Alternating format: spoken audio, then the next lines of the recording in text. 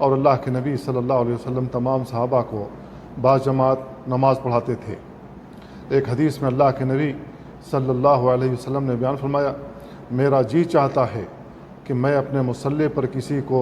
नमाज़ पढ़ाने के लिए खड़ा करूं और वो लोगों को नमाज़ पढ़ाए, और मैं मदीना की गलियों में चक्कर लगाऊं। जो शख्स जमात के साथ मस्जिद में हाजिर नहीं होता, मैं उसके घर को आग लगा दूं। अल्लाह के नबी सल्लल्लाहु अलैहि वसल्लम का यह बयान शदीद तरीन है, जो इस बात की वजाहत कर रहा है कि जिनके ऊपर जमात के साथ नमाज़ पढ़ना फ़र्ज़ है, उन्हें जमात के साथ नमाज़ पढ़नी चाहिए मस्जिद में जा कर के। और अल्लाह के नबी सल्लल्लाहु अलैहि वसल्लम ने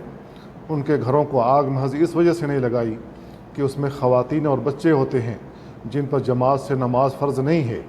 लेकिन अगर ख़वातीन जमात के साथ नमाज़ पढ़ने के लिए मस्जिद में आना चाहें तो उन्हें रोका भी नहीं जा सकता है।